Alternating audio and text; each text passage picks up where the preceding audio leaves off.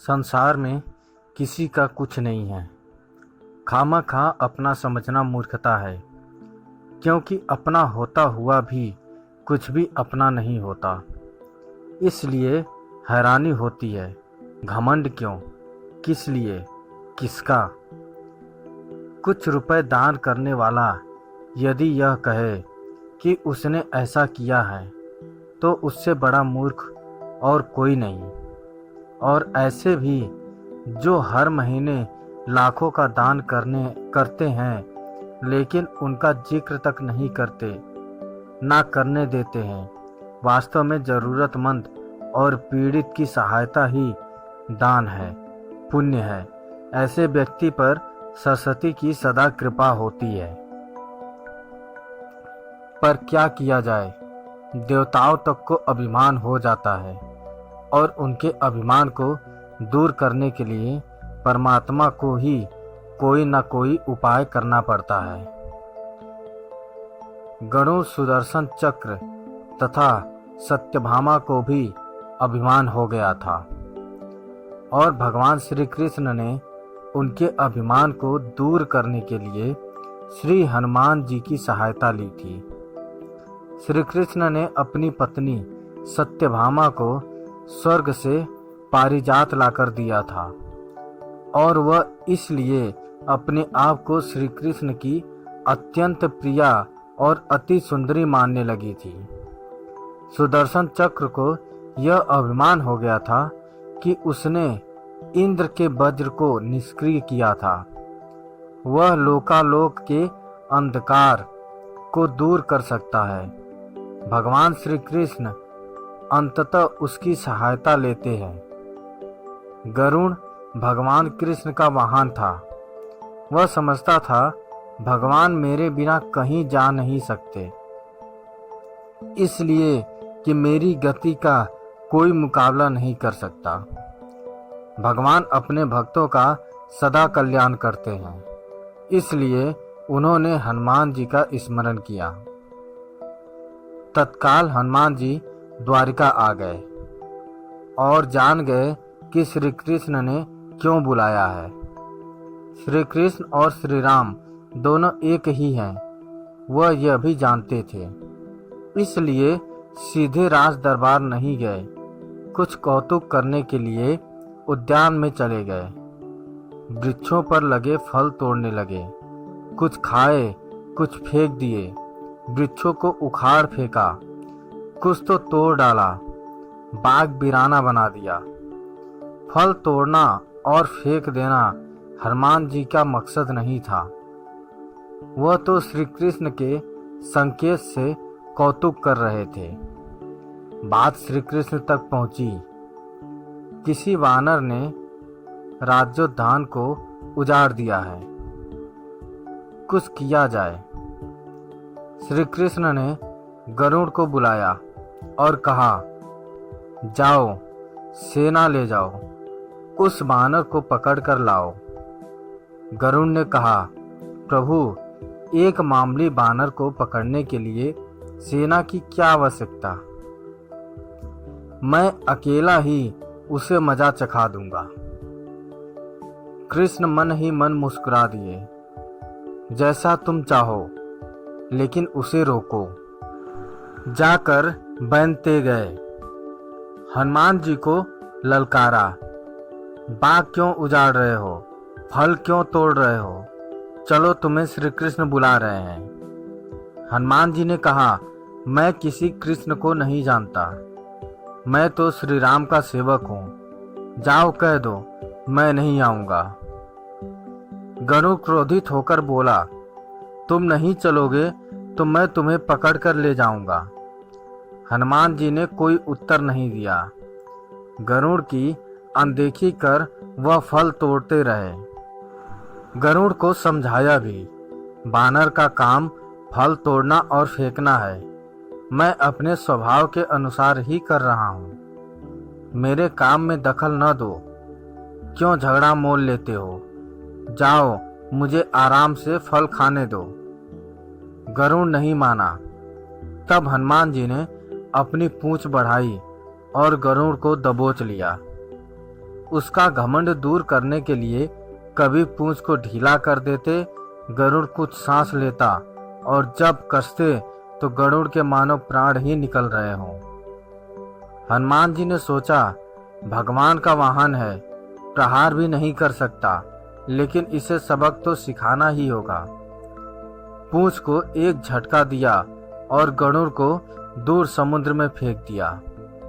बड़ी मुश्किल से वह गरुड़ दरबार में पहुंचा। भगवान को बताया, वह कोई साधारण बानर नहीं है, मैं उसे पकड़कर नहीं ला सकता। भगवान मुस्कुरा दिए। सोचा, गरुड़ का घमंड तो दूर हो गया, लेकिन अभी इसके वेग का घमंड चूर करना है। श्री कृष्ण ने कहा, गरुड़, हनुमान श्री राम जी का भक्त है, इसलिए नहीं आया। यदि तुम कहते कि श्री राम ने बुलाया है तो फौरन भागे चले आते। हनुमान अब मलय पर्वत पर चले गए हैं। तुम तेजी से जाओ और उससे कहना श्री राम ने उन्हें बुलाया है। तुम तेज उड़ सकते हो, तुम्हारी गति बहुत है, उसे साथ ही ले आना। गरुड़ वेग से उड़े, मलय पर्वत पर पहुंचे। हनुमान जी से क्षमा मांगी। कहा भी, श्री राम ने आपको याद किया है, अभी आओ मेरे साथ, मैं तुम्हें अपनी पीठ पर बिठाकर मिनटों में द्वारका ले जाऊंगा। तुम खुद चलोगे तो देर हो जाएगी, मेरी गति बहुत तेज है, तुम मुकाबला नहीं कर सकते। हनुमान जी मुस्कुराए, भगवान की लीला समझ गए। कहा, तुम जाओ, मैं तुम्हारे पीछे ही आ रहा हूँ। द्वारिका में श्री कृष्ण राम रूप धारण कर सत्यभामा को सीता बना सिंहासन पर बैठ गए। सुदर्शन चक्र को आदेश दिया, द्वार पर रहना, कोई बिना आज्ञा अंदर न आ पाए। श्री कृष्ण समझते थे कि श्री राम का संदेश सुनकर तो हनुमान जी एक पल भी नहीं रुक सकते, अभी आते ही होंगे। गरुड़ को तो हनुमान जी ने विदा कर दिया और स्वयं उससे भी तीव्र गति से उड़कर गरुड़ से पहले ही द्वारिका पहुंच गए। दरबार के द्वार पर सुदर्शन ने उन्हें रोककर कहा, बिना आज्ञा अंदर जाने की मनाही है। जब श्री राम बुला रहे हों तो हनुमान जी विलंब सहन नहीं कर सकते। सुदर्शन को पकड़ा और मुंह में दबा लिया। अंदर गए, सिंहासन पर श्री राम और सीता जी बैठे थे। हनुमान जी समझ गए। श्री राम को प्रणाम किया और कहा, प्रभु, आने में देर तो नहीं हुई? साथ ही कहा, प्रभु, माँ कहाँ है? आपके पास आज यह कौन सी दासी बैठी है? सत्यभामा ने सुना तो लज्जित हुई, क्योंकि वह समझती थी कि कृष्ण द्वारा पारिजात लाकर दिए जाने से वह सबसे सुंदर स्त्री बन गई है। सत्यभामा का घमंड चूर हो गया। उसी समय गरुड़ तेज गति से उड़ने के कारण हाँफते हुए दरबार में पहुंचा। सांस फूल रही थी, थके हुए से लग रहे थे और हनुमान जी को दरबार में देखकर तो वह चकित हो गए। मेरी गति से भी तेज गति से हनुमान जी दरबार में पहुंच गए। लज्जा से पानी पानी हो गए। गरुड़ के बल का और तेज गति से उड़ने का घमंड चूर चूर हो गया। श्री राम ने पूछा, हनुमान, तुम अंदर कैसे आ गए? किसी ने रोका नहीं? रोका था भगवान, सुदर्शन ने।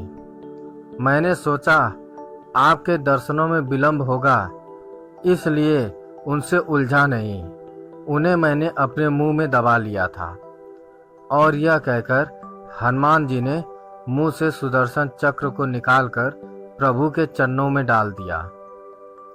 तीनों के घमंड चूर हो गए। श्री कृष्ण यही चाहते थे। श्री कृष्ण ने हनुमान जी को गले लगाया। हृदय से हृदय की बात हुई और उन्हें विदा कर दिया। परमात्मा अपने भक्तों में अपने निकटस्थों में अभिमान रहने नहीं देते।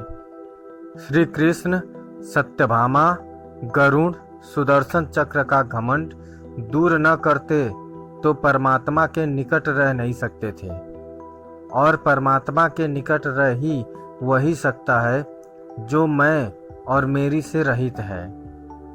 श्री राम से जुड़े व्यक्ति में भी अभिमान हो ही नहीं सकता। ना श्री राम में अभिमान था, ना उनके भक्त हनुमान में। ना श्री राम ने कहा कि मैंने किया, और ना हनुमान जी ने कहा कि मैंने किया। इसीलिए दोनों एक हो गए, ना अलग थे ना अलग रहे। दोस्तों, ये कहानी आपको कैसी लगी हमें कमेंट करके ज़रूर बताएं। अगर अच्छी लगी तो शेयर करें, सब्सक्राइब करें और लाइक करें। धन्यवाद।